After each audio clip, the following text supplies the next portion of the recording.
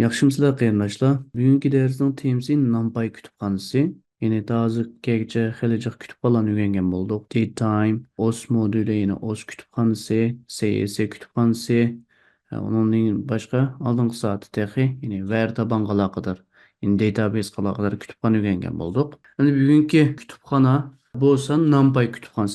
NumPy kutubxonasi degan nima degan chog'da yani asas cihetten yapay zekaga yani data science veya ki machine learning, deep learning olsun bulup onun içindeki görüntü işlemiga alakadar yani OpenCV'ga alakadar meselelerini hal kılgan çağda bu NumPy kütüphanesini işletimiz. Yani biz hazır biz listlerini öğrendik.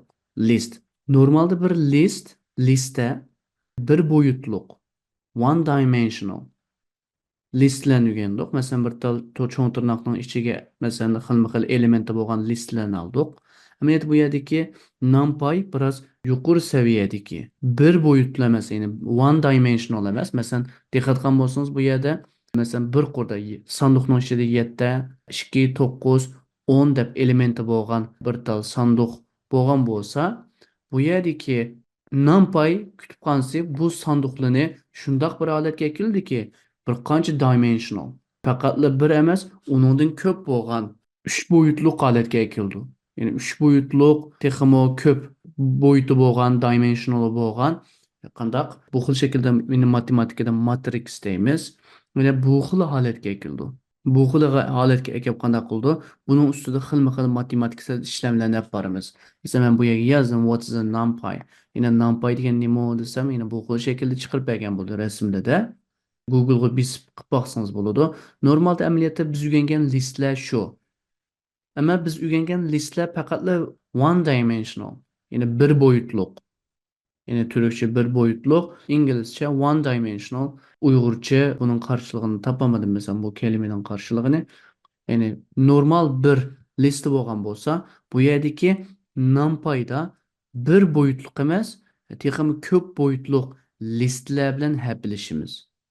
Normalde bu Ali mektep dersleri yani normalde mesela Ali mektepli məxsus mühendislerinin yani engineer matematikisi dep dersleri buldu. Bunun da məxsus sizge matrix alaqadar derslerini verdi. Yani mesela tasadifi engineer fakültesinde okup kaldınız mı? Mekatronik olsun, bilgisayar, kompüter olsun veya ki elektrik olsun. Bunların hemmesi de yani məxsus bir şekil sizge matematik ders verdi. Bu dersin içinde matrix alaqadar derslerini ütüdü.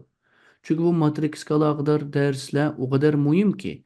Meyle sizden hani zavod optimallaştırırken normal robot kollarının kontrolü olsun. Hatta aşının da mı bu matematik mühim orunda durdu. Mesela o kadar çoğun KUKA'nın veya ki ABB robotlar var, məxsus kollar. Bunların DOF 6 veya ki DOF 5 yerden çügüleydiğen veya ki 6 yerden çügüleydiğen robotlu olsun. Bunun da mı matematik işleydi. Yani matematiksel bu yerde nurgulgan işlemle meşgulatlar buldu. Yani bu yerde bu temaya girsek texmi çoğunqurlap ketimiz bunun matematik tarafiga girsek.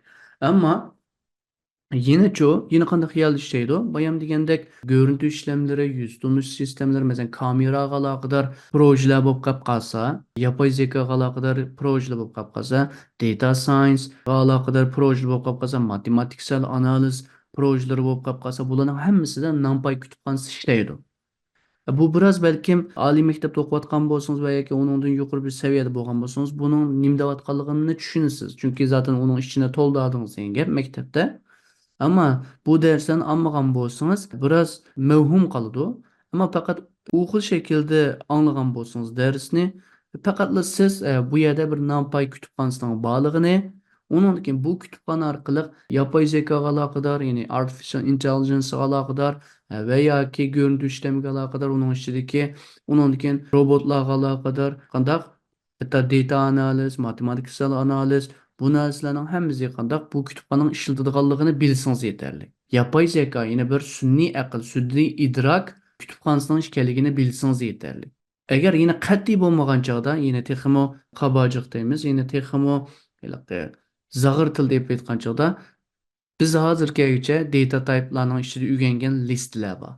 Bu listlarning ko'p boyutliq, ya'ni ko'p taraflik ufqum ekan deb tushunsangiz bo'ladi. Masalan, hozirgacha masalan bir listni define qilgan bo'lsak, Buçu bir liste emas, ostiga yana bir liste, ostiga yana bir liste. Masalan, qursoni bir jiq bo'lgan, diqqat qilgan bo'lsangiz, hammasi shu, hammasi lista ini, cho'ng tirnoq bilan ifodalandi. Ya'ni bu xil shaklda birli lista emas, qandoq? Ko'p lista, hatto 3 boyutliq, 2 boyutliq diqqat qilgan bo'lsangiz, bu yerda one D array bo'lgan bo'lsa, array amaliyotda listi shu. Bizda hozirgacha buni o'rgandik. İki qurbozchi bu, iki boyutlu, two dimensional.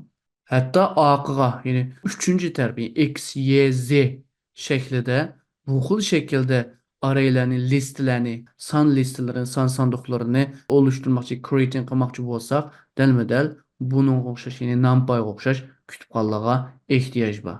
Unda bo'lsa, biz darsning ichida misollar orqali buni texnik yaxshi tushunishga tirishaylik. Unda bo'lsa qarang. Yine birinci bob deydiki NumPy array creation method. Yine NumPy array'lerin. Ameliyatı array'nin liste. Tarzı geç ügengen siz liste de bilsiniz buldu. Meyli Java olsun veya ki C ügenip kalsanız liste ifadelenmeydi normal. Liste ifadelendi ama bunun umumi ismi array. Array deb ifodalanadi. Diqqat qilgan bo'lsangiz bu mana bir dal, ya'ni bir boyutliq one dimensional liste. Endi biz bu NumPy array'larini, NumPy listelerini qaysi xil shaklda oluşturamiz, qaysi xil shaklda creation, ya'ni create qilamiz, buni qarab chiqili. Buni diqqat qilsangiz bu bir tal liste. Normal ta'zizgacha biz data type'ning ichida o'rgangan bir tal liste. Ya'ni 1, 2, 3'ni öz ichiga olgan bir tal liste. Ondan keyin bu listeni bosganchigimiz qandaq ekranga 1, 2, 3'ni ekranga besib chiqarib berdi. Endi biz NumPy kutubxonasini ishlatish uchun cho'qim o'zimizning prosessiga qanday qilishimiz lozim? Kirishimiz lozim. Chunki bu ayrim bir qandaq kutubxona. Agar kompyuteringizda va yoki tashlanmagan bo'lsa, qanday qilasiz? Pip install deb install NumPy'ni masalan nimqılanmay qaldınız, unutup qaldınız.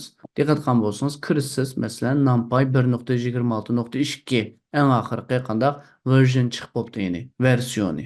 Qanday qilasiz buni kopyalaysiz, terminalga ekilsiz, masalan, mayli Visual Studio Code bo'lsa, mayli konsol qilsangiz, GMD konsol qilsangiz bo'ldi.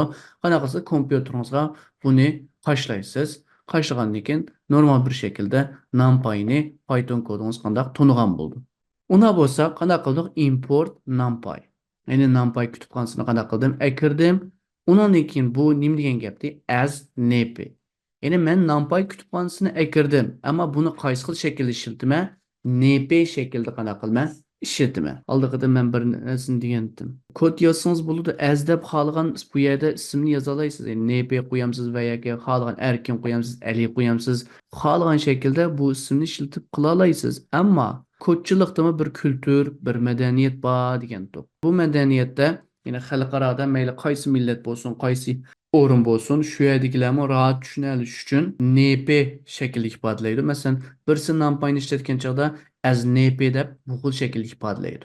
Bunun o'rniga boshqa harf va yoki so'zlarni ifodalay olamiz, ifodalay olasiz. Ammo kodchilik kulturiga, kodchilik madaniyatiga qandaq uyg'un harakat qilish uchun, ya'ni qarshi tarafdan texnik kodingizni yaxshi tushunish uchun NP ishlatsangiz, NumPy kutubxonasini ishlatibdi deb qanday qildi bir qarabla bilalaydi. Unda bo'lsa, men NP shaklda ishlatdim dedim. Undan keyin np.array deydi. NP kutubxonasining ichidan nimani chaqirdim? Array metodini chaqirdim. Ondan keyin bunun ichiga nimani qo'ydim? Date list. Ya'ni data list degan bunun ichida nima bor? Bir boyutliq. Ya'ni one dimensional array bor bu yerda. Delmedel date list bu. Buni qanday qildim? Men matrix shaklida. Ya'ni bu yerdagi NumPy shaklida qanday qildim? Buni creation qildim. Ya'ni o'tira qo'ydim, barpo qildim. Men np.array arrayga o'zgartiraman. Bu yerdagi NumPy'ning ustidagi array metodini ishlataman. Bu date listni qanday qildim? Buning ichiga qo'ydim degan chog'da array'ga berdim. Array'ni bosgan chog'da men qanday chiqarib berdi? Dalma-dal bu xil shaklda chiqarib berdi. Amaliyotda bu xil shaklda ifodalandi. Yani array degan shaklda ifodalandi. Ustidagi bu xil shaklda ifodalangan. Bu normal biz data type'da ishlatgan listdi.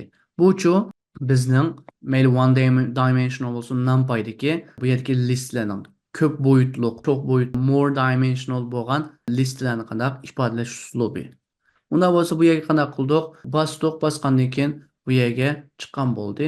Agar bu ikki qurdan ortiq bo'lib qolib qolsa, masalan qarang, Date list 2 dedik. Bundan keyin cho'ng bir til listi berdik. Diqqat qilsangiz listining ichida 3 ta listi bor. Masalan, 0 indeksda bir listi bor, 1 indeksda bir listi bor, 2 indeksda qandaq yana bir list bor. Biz buni arrayga o'zgartirdik. Ya'ni boyutlandirdik amaliyotda buni. Ko'p tarafli holatga akeldik buni. Sanduqlarni tizgandek. Unda bo'lsa date listni numpy nokta np nokta arrayning ichiga bergan chig'imda men buni bosgan chig'imda men qanday chiqarib berdi? Deydiki bu xil shaklda, ya'ni 3 ga 3 har bir qurda 3 bo'lgan amaliyotda ya'ni 3 ta listi bor. Cho'ng bir lista, uning ichida 3 qur listi. Har bir qurda 3 tal bo'lgan, ammo 3 qur bo'lgan. Har qurda 3 tal bo'lgan, ammo 3 qur bo'lgan bir tal ko'p boyutli, ya'ni 2D array deymiz boyaqi. Masalan, ko'rdik mesela buni, ya'ni 2D array shakliga qanday qildi? Bu xil shaklda akab berdi. Undan keyin arrayni bosdim, bu chiqdi. Agar men buning ichidagi elementlarga erishmoqchi bo'lsam, qanday erishaman? Tozgacha o'rganganimiz bo'yicha u xil shaklda, ya'ni listlarda qanday qilgan bo'lsa, u xil shaklda erisha olamiz. Masalan, diqqat qilgan bo'lsangiz, bu birinchi indeksning bosh 2 bor. Undan keyin ikkinchi indeksda 3 bor. Shunlashqa qanday qildi? Array ikkinchi indeksni nim deb chiqarib berdi? 3 deb ekranga besib chiqarib berdi. Endi array 2. Array 2ni bosgan chig'imda pastga qanday qildi? Bu xil shaklda ekranga besib berdi. Ustida qanday qilib bo'ldik? Buning create qilib bo'ldik. Matrisa altida. Undan keyin buniga qanday erishamiz? 2. Ya'ni 0 indeks, 1 indeks, 2 indeks. Bizdagi 3-chi qor, amaliyotda 0 dan boshlaganlik uchun bu qanchinchi qor? 2-chi qor. Bu 2 dalmidal uni bildirdi. Buning ichidan qandaq 3 tal son bor ekan. 3 tal sonning 2-chi indeksdagi son qaysi deydi? 0 indeks, 1 indeks, 2 indeks. Ya'ni ikkinchi indeksdagi, ikkinchi qurdagi qandaq ikkinchi indeks bo'lgan, ichidagi ikkinchi indeks bo'lgan sonni biz berdi. Qancha ekan? 90 ekan. Shunlashqa ekran qanday qildi? 90 ni biz berdi. Endi np nokta arrange deydi. Biz hozirgacha range ni o'rgandik. Endi-chi bu yerda nima bor ekan? Ya'ni NumPy kutubxonasining ichida arrange metodi bor ekan. Bu nima deganga? Diqqat qilgan bo'lsangiz 10 pesh 20 debdi. Natijada nima deb chiqarib berdi? Bir boyutliq, ya'ni 1D dimension, 1D bo'lgan bir tal listini, ya'ni array listini qanday qildi? Ekranga besib berdi. Bu nima degan gapga? 10 dan boshlaydi, 20 da qanday qilgan? To'xtaydi ekan. 20 ni o'z ichiga oladi ekan? Yo'q. Ya'ni biz hozirgacha o'rgangan range funksiyoniga o'xshaydi ekan, o'xshaydi ekan. Agar siz buni bu xil shaklda yozsangiz-chi, 0 dan qanchagacha? 100 gacha, ammo qanchani atlaydi ekan? 3 dan atlaydi ekan. Dalma-dal biz hozirgacha o'rgangan range ga o'xshash ekan. 0 dan boshlab 100 gacha bu yerda qildi. Undan keyin 3 dan atlab oldi. Shunlashqa bu yerda bir boyutli 1D bo'lgan bir tal listni ekran besib berdi. Ammo buning ichidagi elementlar-chi 0, 3, 6, 9, ya'ni 3 dan farqi bo'lgan bu sonlarni ekranga besib bergan bo'ldi. Endi np.zeros deydi.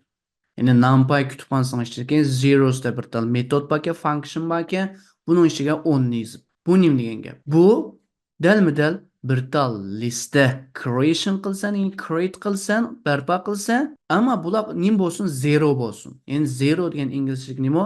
Dalma-dal 0. 0 bo'lsin buning elementlari. Ammo qancha tal bo'lsin? 10 tal bo'lsin degan ma'nodagi. Shunlashqa 0, 0, 0 deb 10 tal 0 ni ekranga besib bergan bo'ldi. Agar np.once desakchi, 1 degan nima gapdi? 1 degan gap. 10 tal 1 ni besib ber degan gap bu. Shunlashqa bizga bir tal 1D arraydan birini qanday qildi? Ya'ni ichiga 10 tal bo'lgan, ammo qimmati 1 bo'lgan bu yerda bir tal 1D arrayni ekranga besib bergan bo'ldi. Agar biz bu xil shakl ifodalasak-chi, np zeros 3 pesh 3, ya'ni demetning ichida, tuplening ichida 3 pesh 3 degan shakl ifodalasak-chi, bu nima degan gap? 3 qur bo'lsin. Har qurda-chi, har qurda 3 tal elementi bo'lsin. Ammo bularning hammasi qancha bo'lsin? 0 bo'lsin, 0 bo'lsin degan ma'no bildirdik. Ya'ni bu yerdagi funksiyonlarni amaliyotda hammasini Python shirkati bizga ta'minlagan funksiyonlar. Shunlashqa hatto o'zimizning funksiyonimizni yozib baktık hozirgacha. Qanday qildik? O kutubxonaning ismini yozib, nuqta, uning ichiga funksiyonlarni chaqirgan chig'imizda bizga besib berdi. Unda bo'lsa bu yerga iqtidor dalma-dal bu xil shakldagi bir iqtidor ekan. Agar bu xil shaklda yozsangiz-chi, diqqat qilgan bo'lsangiz. Bu qanday bo'lsin? 3 tal cho'ng bir listi bo'lsin. Mavu 2D bo'lgan bo'lsa, Mavchu 3D. Demaydi, 3 dimensional array deydi. Ya'ni bu nim degan gap desa, xuddi miyadan 3 bor. Undan keyin egizligidan 3 bor. Miyadimi qanchasi bor? 3 bor degan ma'noni bildirdi bu.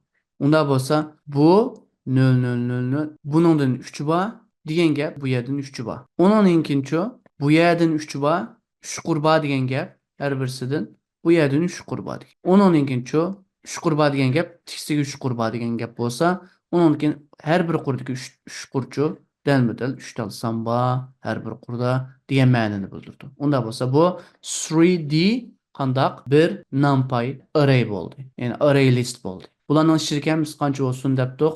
0 bo'lsin debdik. Shunlash bu xil shaklda ekranga bisbergan bo'ldi. Unda bo'lsa keyingi mazmun. np.once debdik. 3 qandaq pesh 3 debdik. Bu nima degan gapda 3 qur. Ammo har bir qurda 3 tal elementi bo'lgan.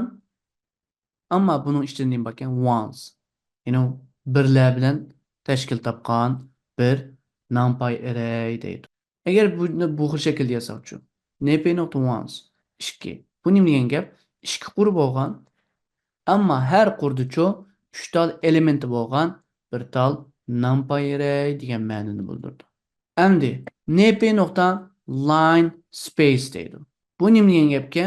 0 bilan 100 ning oralig'idagi sonlarni 5 ga bo'lamiz degan gapga. Ya'ni ham tap-tang, ya'ni o'ttirliqdagi oraliqni o'xshash qilib turib 5 ga bo'lamiz degan gap. Masalan, diqqat qilsangiz line space deydi. 0 25 qo'ysangiz qancha? 25. Yeni 25 ni qo'ysangiz 50, yeni 25 ni qo'ysangiz 75, yeni 25 ni qo'ysangiz qancha? 100.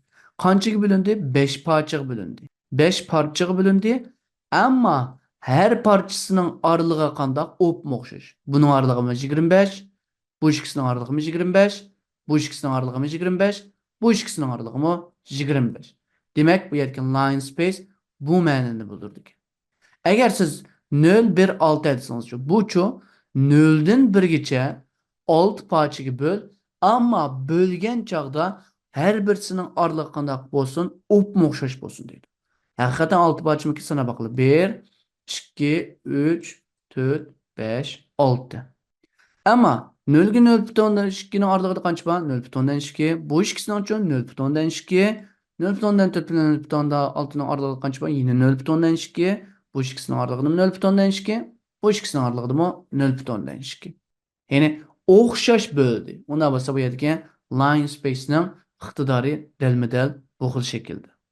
Endi yana bir metod np.i deydi. Bu nima qilgan? Birim matrix oluşturur, creates a unit matrix deydi.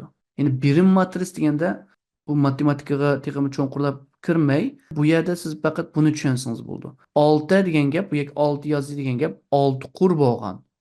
Her qurda 6 elementi bo'lgan.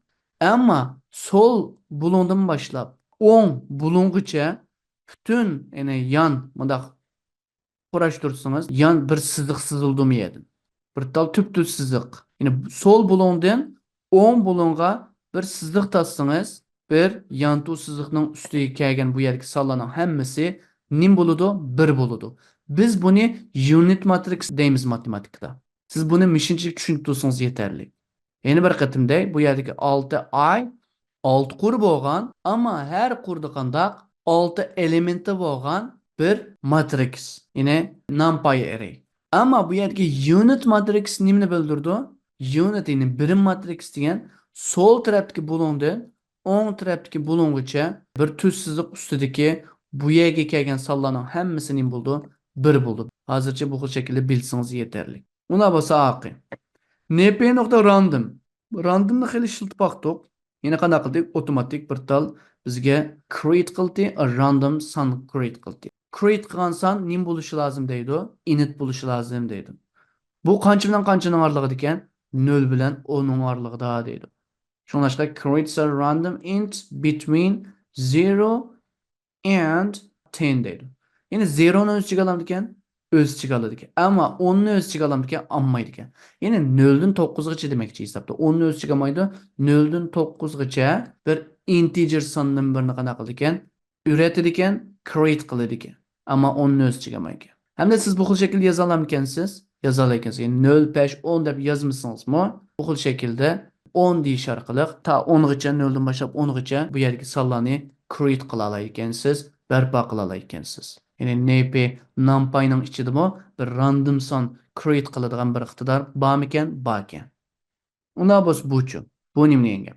It creates an array that stores 5 value by creating 5 value between 1 and 10 deydi. Endi demakchi bo'lgan narsa bu nima ma'noni bildiradi degan chog'da 1dan 10gacha bu sonning orasida create qilsin, yangi sonni o'rgatib bersin bizga, barpo qilib bersin.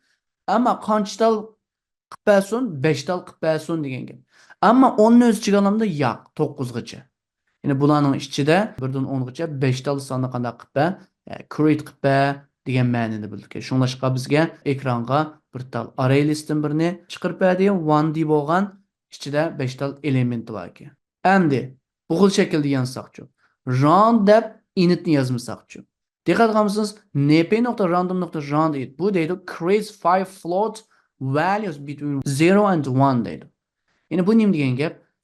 Bu 5 tal sonni qanday qilib bildi ekan? Create qilib bildi ekan. Ammo bu yerda init bo'lmaganligi uchun bu yerdagi create qilgan barpo qilgan son nima bo'ladi ekan? Float bo'ldi ekan. Ammo bu sonlar qancha bilan qanchaning oralig'ida ekan? 0 bilan 1 ning oralig'ida ekan. Dalma-dal bu ma'noni bildirdi. Yana bir qatimday random.round bu yerda init bormi? Yo'q. Bu yerdagi 5 tal elementi bo'lgan. Ammo bularning hammasi qancha bilan qanchaning oralig'ida? 0 bilan 1 ning oralig'ida bo'lgan. Ama float bo'lgan, integer bo'lmagan sonlarni qanaqa qilib berdi ekan? Bir numpy arrayni ekranga besib berdi ekan, chiqarib berdi ekan, ya'ni o'rgatib berdi ekan bizga. Bu xil shaklda yozsaqchi, bu yerga ne qo'shilib qolibdi? Ustida radning keynida init bor ekan to'q. Bu yerda radning keynida hech kim yo'q ekan to'q. Ya'ni bu yerda radning keynida ne bor ekan? 10 deydi. Bu yerdagi 10 ni zaten bildingiz. 10 tal qimmatni qanaqa qilib berdi ekan? Chiqarib berdi ekan. 10 tal qimmatni chiqarib berdi haqiqatan. Bunun da 5, bunun da 5, toplamda 10 tal. Bu nima degan gapga? It creates value according to nimaga asosan create qilgan, barpo qilgan Gaussian distribution deydi. Gaussian distribution deb bir narsa bor ekan. Ya'ni bu nima degan gap? 0 atrofida minus va plus sonlar paydo bo'ladi ekan. Unda biz buni Google bisbaq qilaylik. Gaussian distribution degan nima deb. Qarang. Bu yerda deydiki statistika bu yerdagi 0 ning atrofidagi sonlar deydi.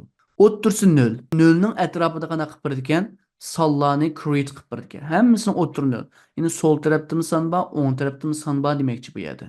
Ya'ni buni biz nima deykanmiz? Gaussian distribution deykanmiz. Bu yerga diqqat qilgan bo'lsangiz, minus sonmi bor, plus sonmi bor bu yerda. Yangi son create qilgan chog'da chiqarib berdimi? Chiqarib berdi. Hammasi 0 ning atrofida 10 tal sonni chiqarib berdi. Unda bo'lsa buning ma'nosi dalma-dal bu xil shaklda bir ma'no ifodalaydi. Endi siz np.arrange degan chig'ingizda bayamda o'yin bo'ldi. 25 kichik sonni qanaqa qilib berdi? Ekran besib berdi. Endi bu yerda qanday arrayda 0 dan 25gacha bir array list bu yerga ekran besib bergan bo'ldi. Endi biz buni array nuqta bu yerga array nuqta yani bunun ustida mushu sonlarning ustida bir tal funksiyonni chaqiribdi. Reshape deydi. Shape degan shakllantirmak degan gap. Re degan qayta degan gap. Yine qayta shakllantirmak degan gap. Yine 5 debdi. Bu yerda 25 tal son bor. Bu nima degan gap? Bu yerdagi sonlarni 5 qur bo'lgan. Ya'ni 1D bu. Diqqat qilmasangiz bu ustidagisi 1D, ostidagisi 2D, 2 dimensional. Unda bo'lsa, bu yerda 5 qur bo'lgan. Ammo har qurda 5 tal bo'lgan qandaq songa, ya'ni numpy arrayga o'zgartib, 2D arrayga qandaq o'zgartib deydi. Shunlashqa bu yerda 1D ni 2D ga o'zgartib bergan bo'ldi. Qandaq qancha qur bilan qancha tal bo'lish lozim ekan? 5 qur, har bir qurda 5 tal elementi bor. Buni qanday qilganmiz? Reshape metodidan chaqirdik ekanmiz.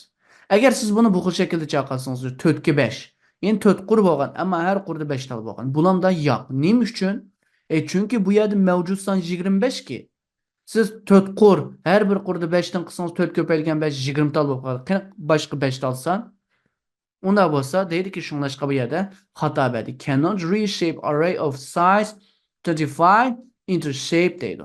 Endi demakchi bo'lgan narsa menda 25 tal son bor. Sen bunda qılsan 20 tal san bo'lib qolib qoldi. Men buningga shakl keltirolmayman, ya'ni 1 dini 2 diga aylantirolmayman deydi. Shunlashqa bunga qattiq diqqat qilishingiz lozim. Endi np.random.round init nima ish qildi mavu? Birdan 100 gacha bo'lgan, ammo 10 tal qimmati bo'lgan, numpy 1 di bo'lgan bir tal numpy arraydan birini ekran bisperdi. Endi deydi buning ichida bu yerda new arrayga beribdik buni. New arrayning ustida max deb bir narsa bor. Ya'ni max deb funksiyon bor ekan. Max degan chog'da buning ichida qaysini tepirdik? Eng cho'ngini tepirdik. Min degan chog'cho bu array listning ichidagi eng kichikini tepirdik. Sum desakcho, sum desak toplamini tepirdik. Ya'ni toplam degan gap bu yerga 10 tal sonning to'plami. Buni chiqarib Min desakcho o'rtalamasini tepirdik. Ya'ni finds a average. 10 tal sonni qo'shidi ekan, bunichi 10 ga bo'ladi. Buni biz o'rtalama deymiz. Undan keyin bu yerda yana bir tal narsa bor ekan. Arg min. Bu nimga? The smallest element in R index 6 deydi. Ya'ni eng kichik element 6-indeksda deydi. Ya'ni eng kichik elementning nimasini deb birdik ekan? Indeksini deb birdik. Unda biz arg min deydiki, bunun ichidagi eng kichik sonning indeksini deb birdik. Unda biz qarang. Eng kichik son qancha? 9. Unda bo'lsa bu qanchinchi indeksda? 0, 1, 2, 3, 4, 5, 6, 7, 8 indeksda. Shunlashqa eng kichik sonning indeksini deb berdi. Argmax-chu eng cho'ng sonning indeksini deb berdi. Eng cho'ng sonning indeksi 5 deydi. Qarab boqadi, haqiqatan shunda. 0, 1, 2, 3, 4, 5, 98. Yine 98'in zaten çoğu yok bu yerda. Unda bo'lsa, bu yerda argmin bilan argmaxning manisi nima ekan?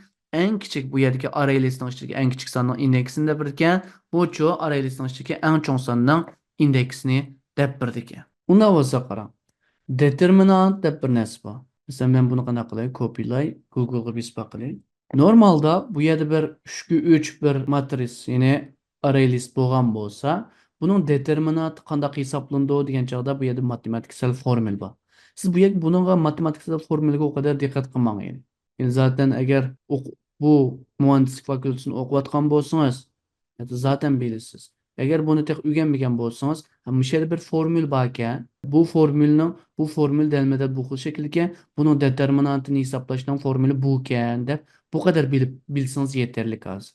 Yine bunu qanday qildi? Bu formülü otomatik matematiksel ishlamning hammasini NumPy kutubxonasining hammasi qanday qildi? O'zi qiladi.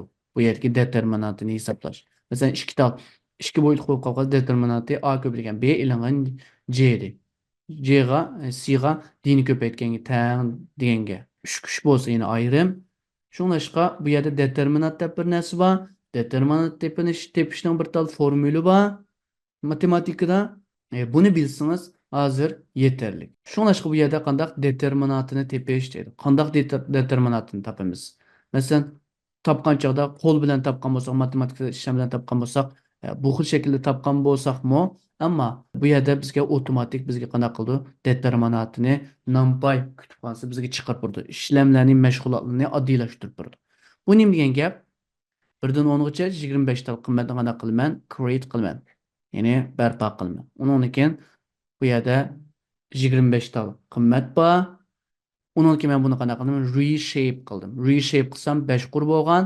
Har qurda 5 tal nim bo'lgan, element bo'lgan bir tal 2D 2, ya'ni 2 dimensional arrayni qanday qildi? Ekranga chiqarib berdi. Endi buning determinantini qanday qildim? np.len_alg.det, ya'ni determinantning qisqartma shakli. Demak bu yerdagi bu arrayni qanday buning ichiga qo'ydi. Qo'ysak bizga qanday qildi? Determinantini chiqarib berdi. Ondan keyin biz buni qanday qilamiz? Round funksiyoni, round degan qanday nim degan gapda yuvarlamak, ya'ni putullamak degan gapda. Oqidagi o'nliq kesirni tashlash ma'nosida.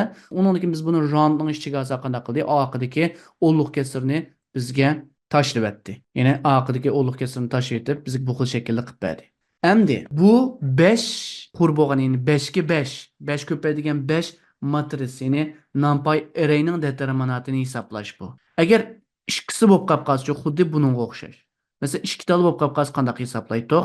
A'ga D'ni ko'paytiramiz, alimiz C'ga, C'ga B'ni deydi. Hisoblab bakalım qani, o'zimiz qilib bakalım. Haqiqatan shu son chiqamdi, chiqmamdi. Mesela 1, 2, 3, 4. 1'ge qanchani ko'paytiramiz? 4'ge. 4'ni ko'paytiramiz. Onun keyin chu alimiz 2'ge 3'ni ko'paytganga 6. Endi 4'ning 6'ni az qancha? -2. Yine çıkıptı mı? Çıkıptı. Yine normalde özümüz matematikada meyla mühendislik veya injinirlik fakültesinde okuyan çağınızda zaten bunların hemmini yutudu. Özünüz hesaplayan çağda denmede bu formül bilen hesaplatkızdım anında. Ama bu yerda numpy deydi ki, men dilmidil muşnaq ishlarni qiladigan bir kutubxona. Sen bu narsalarni o'zing qo'lingda hisoblab o'tirishning o'rni yo'q. Menda bir tal dat deb bir tal fonksiyon bor. Bu fonksiyonni chaqirib, aka qancha tal dimensional bo'lgan array bo'lsa, qancha boyutli bir array bo'lsa, uni ichimiga yozsanglar, men buning determinantini hisoblab chiqarib beraman deydi. Unda bo'lsa, bu yerdagi mazmun dilmidil determinantga aloqador bir mazmun. Yine xulosalab kelsak, bu yerda nima o'rgangan bo'ldik? NumPy kutubxonasiga aloqador NumPy'ni qanday creation qilma, oluşturma. Onunki NumPy'ning ichidagi ba'zi funksiyonlarni o'rgangan bo'ldik. Onunki buning determinantini qanday qilamiz? Onunki NumPy degan nima, cho'q boyutli list degan nima, ko'p boyutli, ya'ni more dimensional list degan nima, bu narsani ko'rgan bo'ldik. Unda bo'lsa, buning aloqador dars mishada oxirlashdi. Unda bo'lsa, yangi bir mazmun. NumPy array indexing and partitioning deydi. Yine NumPy array'lerini qanday indekslash hamda qanday parchalash deydi. Buni o'zi bir boshdan qarab baqili. Yine qanday qildik? Import NumPy dedik. Qaysi xil shaklda? NP shaklda import qildik. Undan keyin NP arrange 1 to 10, ya'ni 1 dan 10 gacha bir boyutliq, ya'ni bir taraflik bir 1D array'dan birini qanday qildik? Create qildik. Bizga qanday qildi? 0 dan 10 gacha bo'lgan bu array'ni bizga besib chiqarib berdi. Onun ölçü kilamda yo'q. Onunki buning ichidagi elementlarga qanday erishdik?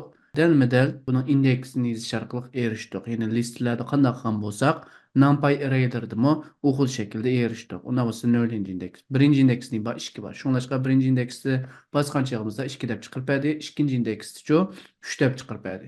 1 bilan 5-chi indeksning oralig'ida-chu.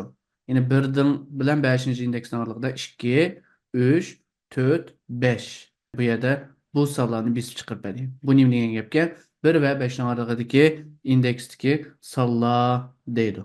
Undan keyin bu-chu. Bu nima degan gap? 1 dan boshlab eng oxirigacha degan gapdi. Ya'ni buning ichidagi elementlarni 1 dan boshlab eng oxirigacha ekranga besib chiqarib berdi, besib chiqarib berdi. Undan bo'lsa bu-chu, bu nimani bildirdi? 0 dan boshlab, ya'ni eng boshdan boshlab 4-chi indeksgacha. Undan bo'lsa buni besib chiqarib berdi.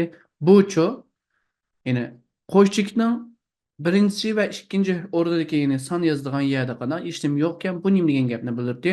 Soldan boshlab 10gacha butun sonlarni bas, ammo qanchadan atlab bas? 2 dan atlab bas deydi. Unda bo'lsa 1, 2 ni bosamda yo'q, 3, 4 ni bosamda yo'q, 5, 7, 9. Yine bu xil shaklda ekranga besib bergan bo'ldik. Men yana qayta array'ni bosgan chog'imda 1 dan boshlab 10gacha bo'lgan bu yerdagi sonlarni qana qilib ekranga besib berdi. Endi men bu yerda qana qildim? Bu xil shaklda ifodaladim. Ya'ni 0-chi indeksdan boshlab 3-chi indeksgacha bularning hammasiga nimani qo'y? 25 ni qo'y deb. 3-chi indeksgacha nim bordi? 1, 2, 3 bordi. Bularning o'rniga nimani qo'y? 25 ni qo'ydi. Qayta bosgan chog'imizda 0, 1, 2, 3 ning o'rniga nima keldi? 25, 25, 25 keldi. Qolganlari qanday? Ya'ni o'xshash shaklda yozildi. Unda bo'lsa, qanday qila olamiz? Ya'ni bu xil shaklda indeksni yozish orqali u yerga qimmatini o'zgartira olamiz. Yine qanday qildik? Yine bir tal array. Yine 1 dan boshlab 10 gacha. Unda bo'lsa, yine 1 dan boshlab 9 gacha, yine 10 gacha bo'lgan bir tal 1D array'imiz bor. Onunki buni kimga berdik? Array 2 ga berdik. Yine diqqat qiling bu yerga. Two variables showing the same value deydi. Array'ning ichidagi barliq iqtidorlarni kimga berdik? Array 2'ga berdik. Array'dagi nim bordi, dalma-dal bu bordi. Unda biz array 2'ga berdik. Array 2'ni bosgan chog'da nimni besib chiqarib berdi? Dalma-dal buni ekran qaytadan besib chiqarib berdi. Array'da nim bo'lgan bo'lsa, array 2'da qanday? Buni ekran besib chiqarib berdi. Undan keyin array 2'ning ustida boyiqi 25 ni bergan mashg'ulotni elib bordik. Array 2'ni qaytadan bosgan chog'imizda buni besib chiqarib berdi. Ama array'ni bosgan chog'imizda nima bo'ldi? Bu o'zgaribdi. Unda bo'lsa bu yerga diqqat qiling. Aslida men nimaning ustida o'zgartgandim? Yani arrayni, yani array 2 ga butun berib etib, undan keyin array 2 ning ustida o'zgartish yap bo'lgandim. Array 2 ning ustida o'zgartish yap bo'lgandim. Arrayni qayta bosgan chig'imda nim bo'ldi? Array o'zgardi. Array 2 dan boshqa arrayning o'zini qana qildi? O'zgardi. Unda bo'lsa muhim nuqtaning birisi bu. Yine qana qildim? Yine birdan 10gacha bir tal one day array chiqarib berdi. 10ning copy. Arrayni copy qildim. Kimga berdim? Array copy qilib berdim. Undan keyin buni 3-indeksgacha buni o'zgartdim. Array copyni bosdim. Qana qildi? O'zgartib berdi. Ammo arrayni bosgan chig'imda o'zgardimi? Yo'q. Arrayni bosgan chig'imda bu yerda o'zgarmadi. Ustidagi bilan nim farqi bo'ldi? Yani array.copy degan chig'imizda ikkinchi yani berilgan array 2da yani berilgan u değişken variable'da o'zgartirish yapasınız. Asildagisiga ta'sir qilamdi? Yo'q. Qanday qilsangiz asildagisiga ta'sir qildi? Biroqla bersangiz. Unda bo'lsa bu yerdagi farqni biling.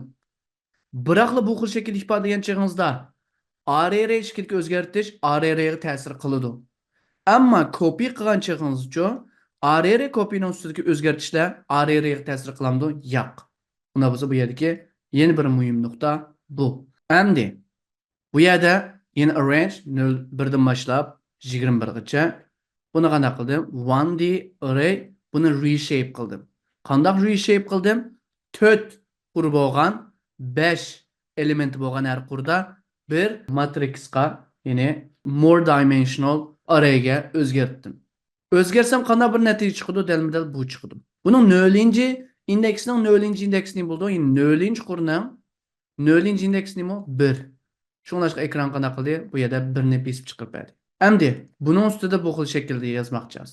Buni ifodalabdik. Bu nima degan gap? Parchalash deymiz biz buni.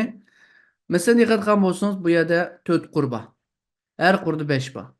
Bu bir tal qo'sh cheket, undan keyin qo'sh cheket, nima debdi? 2.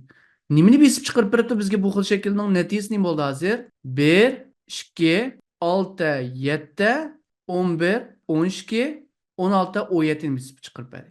Unda biz bu nima ma'noni bildirdi? Peshning sol tarafdagi ma'ni nimani bildirdi? Ustidan boshlab eng ostigacha bütün qimmatlarni bos degan gap bu.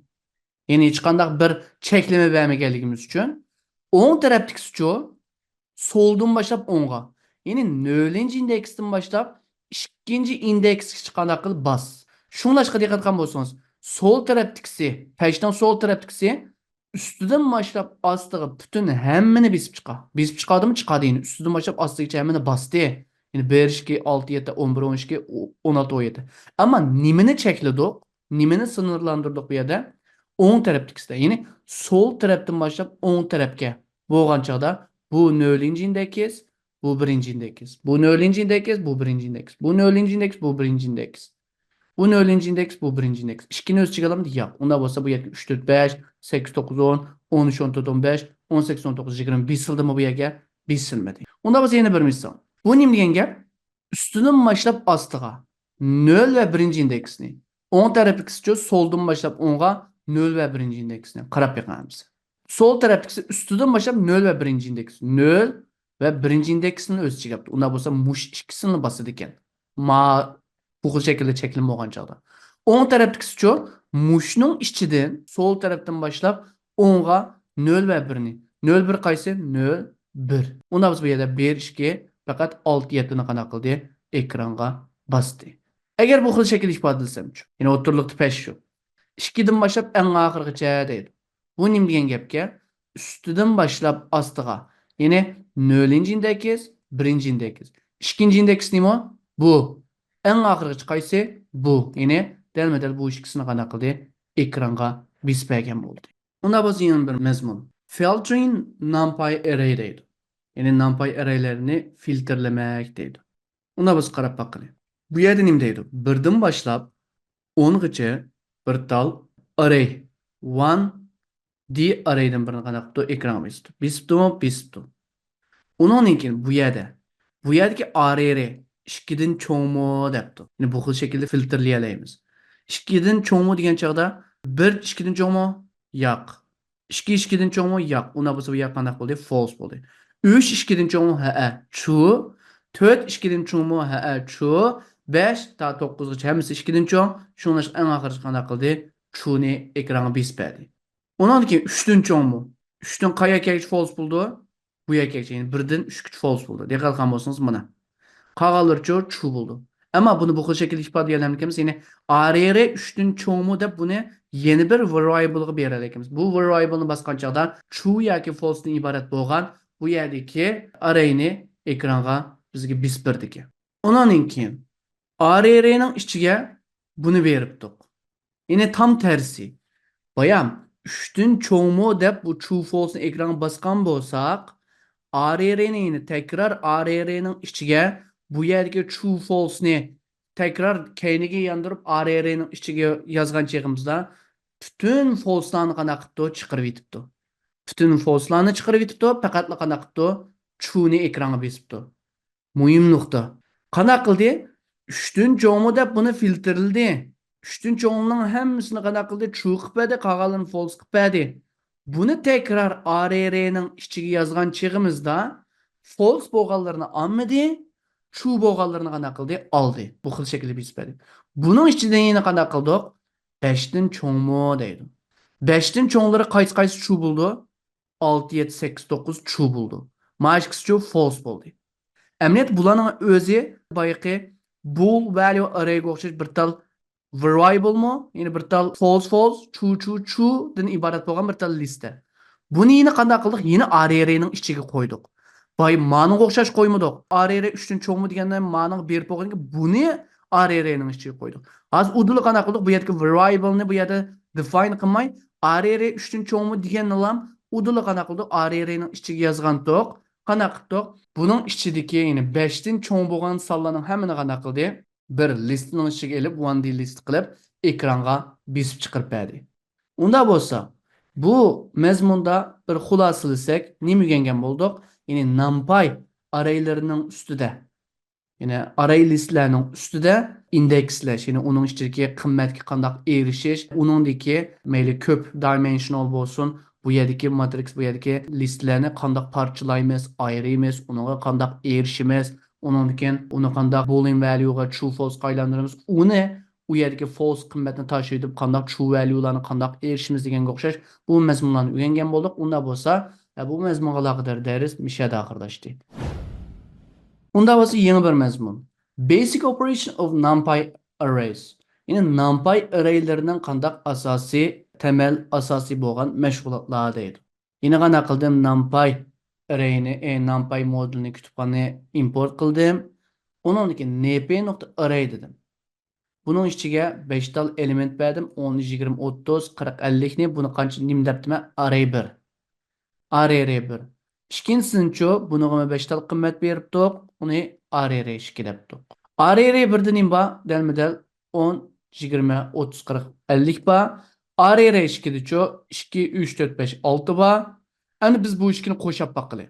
Qo'shib baqsak qanday natija chiqdi? Qo'shib baqsak 0-indeksga 0-indeksga. Birinchi indeksga birinchi indeksga qanday qildik? Qo'shildi ekan. Unda bo'lsa 12 ni qo'shsak qancha? 12, 23 ni qo'shsak 23, 30 ga 4 ni qo'shsak 34. Ya'ni bu xil shaklda indeks bo'yicha qo'shib birdik. Agar bu ikkisini ko'paytsakchi, 12 ni ko'paytsak qancha? 20. 20 ga 3 ni ko'paytsak qancha? 60. Ya'ni bu xil shaklda o'zgartirish bo'ldi. Agar array 1 ga 10 ni qo'shsakchi, har bir elementga 10, 20, 30, 40, 50 di. Har birisiga qanday qildi? 10 ni qo'shib berdi. 10 20 bo'ldi, 20 30 bo'ldi, 30 40 bo'ldi. Agar 10 ni ilib etsakchi, 10 0 bo'ldi, 20 10 bo'ldi, 30 20 bo'ldi. Array 2 dan iborat. Array 2 da 2 3 4 5 6 bo'ldi. Buningdan qanchani ilib etdik? 2 ni. 2 dan 2 ni olsangiz 0, 3 dan 2 ni olsangiz 1. Qanaqa qilgan? Har bir elementdan u sonni ilib etdik. Agar bo'lsangiz-chi, har bir elementni bo'ladi ekan, darajasi sonini olsangiz-chi, har bir elementning darajasini olgan. 2 ning ikkinchi darajasi 4, 3 ning ikkinchi darajasi 9 deb qanday har bir elementning ustida buni uyg'ulaydi ekan. Uningga array 1 ni qayta bosgan chig'imizda array 1 da o'zgarish bormi? Yo'q. Ya'ni asldagi array qanday qilmaydi ekan, o'zgarib ketmaydi ekan. Ondan keyin SQRT degan nima gapni bildirki yıldız asti. Mesela 36 ning yıldız asti nima? 6, 81 ning yıldız asti nima? 9. Bu nima degan gap? Qaysi sonni 2 qatim ko'paysak bu son bo'ldi degan gap. Unda biz bu yerga ARR 1ni yıldız astiga alsak, bu nima degan gap? 10 ning yıldız asti bu.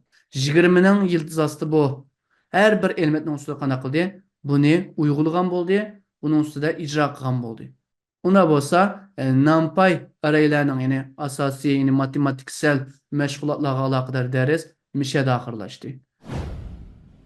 Unda bo'lsa, NumPy kutubxonasiga aloqador misol ishlab baqili. Birinchisi, nima ish qildik? Include NumPy, import NumPy debdik. Undan keyin bizdan talab qilgan narsa create an array deydi. Ya'ni containing 5 tal bir bo'lgan bir tal array list ni o'tirg'a chiqarib debdik. Biz nima degandik? Once. Ya'ni once debdik. Ya'ni 1 1 1 1 1 qancha tal? 5 tal. Chiqarib beraldikmi? Chiqarib beraldik. Ondan keyin buning talabida nimani talab qilibdi? 5 tal 0 bo'lgan bir array listdan birini qanaqa qilib chiqarib debdi. Unda bo'lsa 5 tal mana ama 0 debdi, hech qanday 0 bo'ldi. Ekran besib chiqarib berdimi? Chiqarib berdi.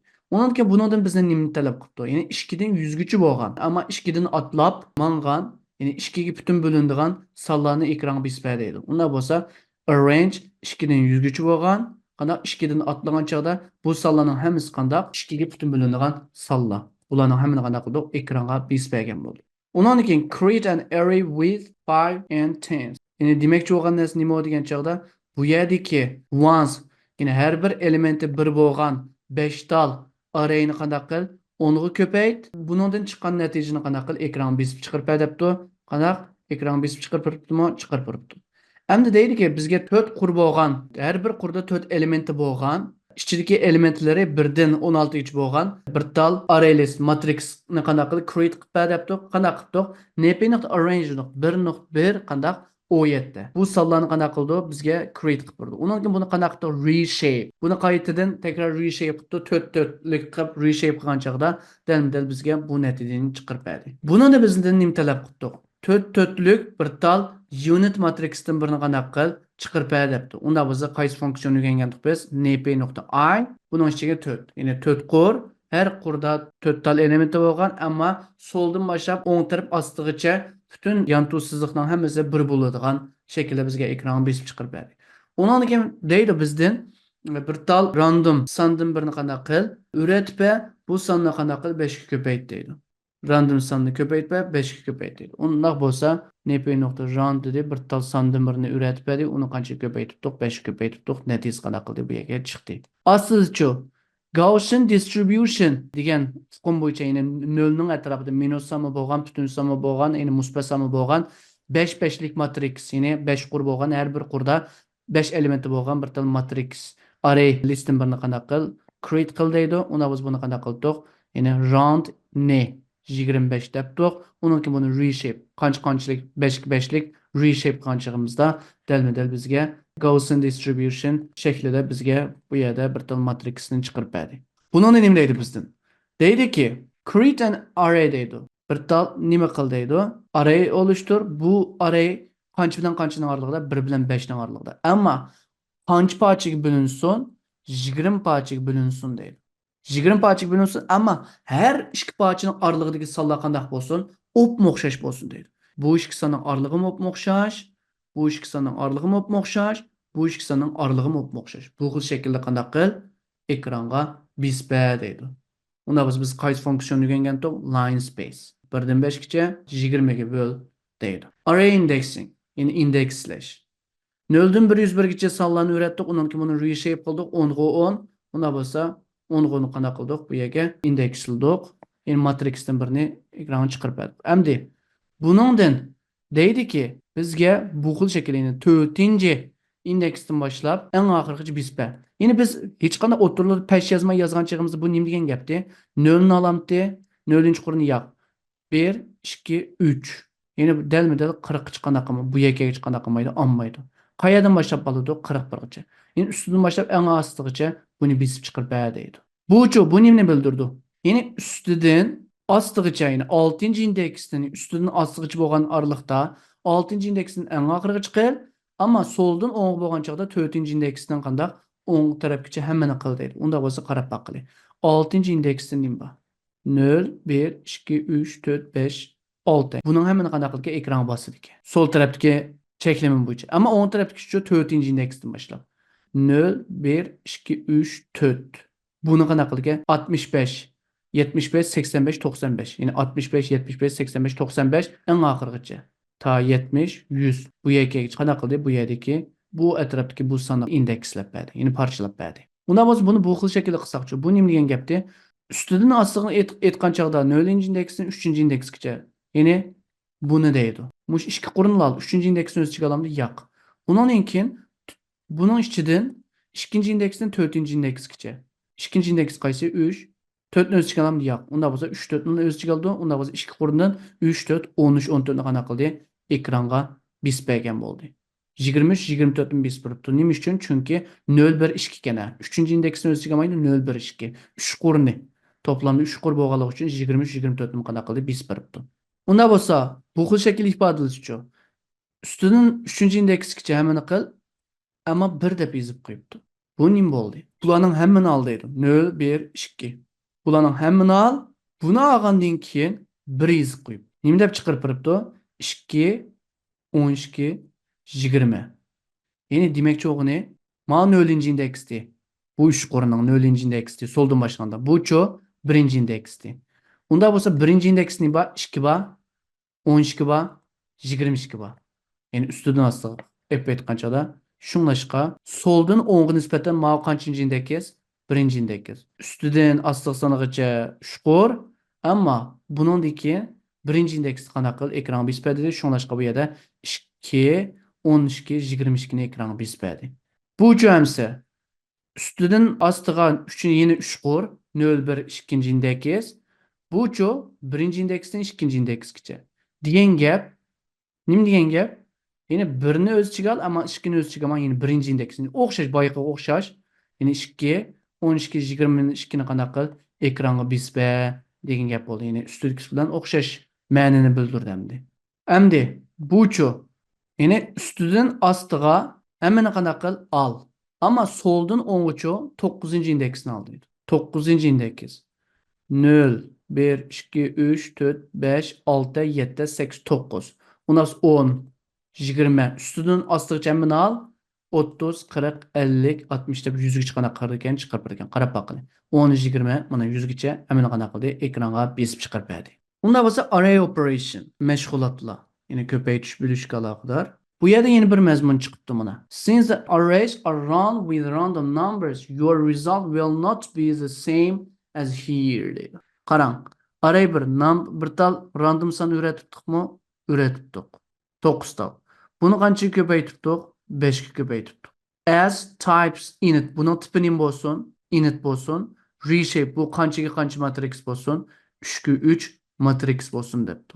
Aynısını o'xshash shaklda array ishkiga uyg'olabdi. Uyg'ulsak bu ikkisi qanday bo'libdi?